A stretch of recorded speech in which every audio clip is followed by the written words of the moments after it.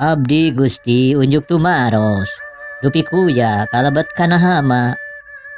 Kabeh pada jempe tapi teu lilabreng para priyayi tinggal rendeng.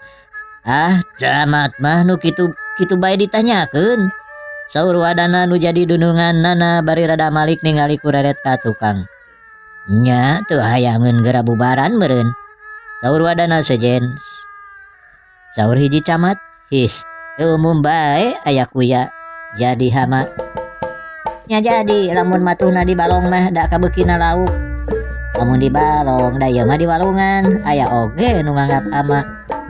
Saha? Nu resep lintar. Mustahil aya kuya asup hama. Nyapan kuya mah cicingna oge sok dileuwih bae. Teu umum. Ya di balong ge sok aya. Moal nya sumuhun da. Di balong-balong nu caraket ka sisi walungan geura mah ngapariksakeun. Masing aya di balong-balong ge teu meunang disebut hama. Anggur mah jadi sobat da. Tangtu nyatuan keuyeub-keuyeub nu araya di dinya kabeukina. Kana lauk ke jahat kuya mah. Nya apan lauk malingas.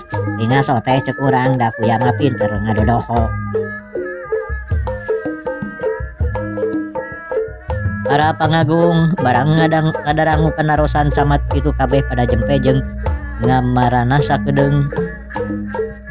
Dina waktu Kang Jereng dalem rekok ngalahir ka anu tumaros, tuan asisten residen ngalahir. Dia tanya apa Raden Adipati?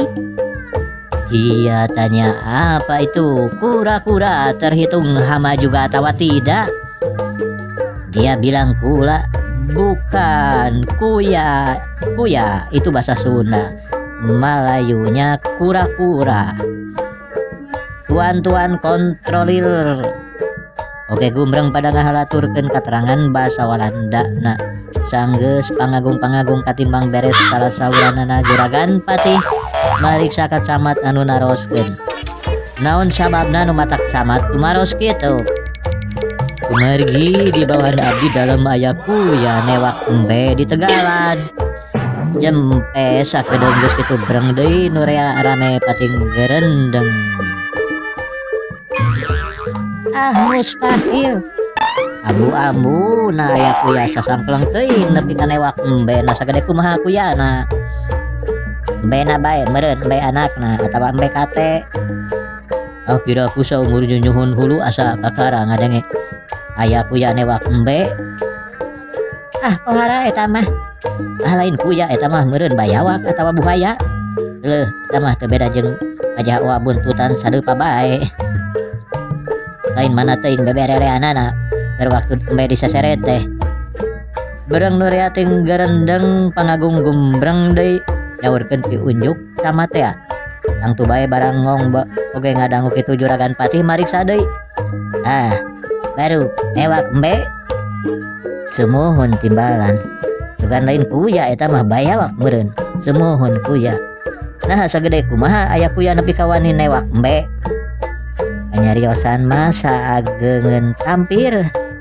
Ambu-ambu saur juragan patih bari rada luak liuk jeung alahak palohok ningali ka para wadana.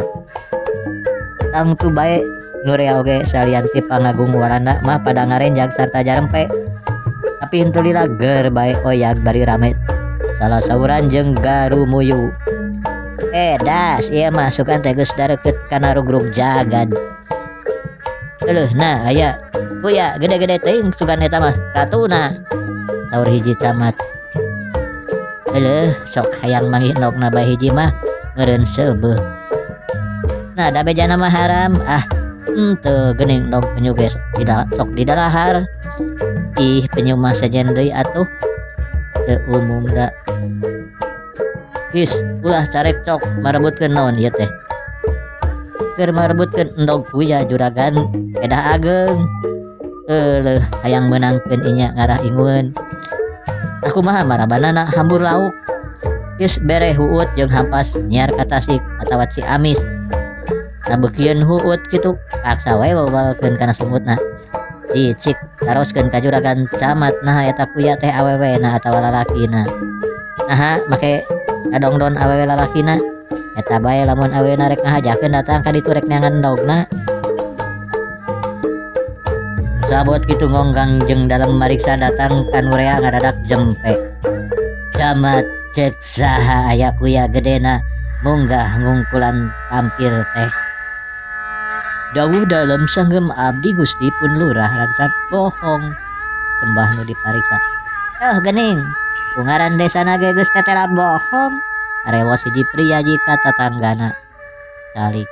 Nah eta kuya kungsi benang. Duka Gusti ari sanggem pun upas mah henteu. Tah. Geus beuki neros ieu. Gening cek upas lain cek lurah. Abdi Gusti kenging wartos tipun upas tipun lurah. Ih ari camat ulah sok ujug-ujug percaya ari jalan kitu mah. Panyana teh bukti kuyana geus beunang.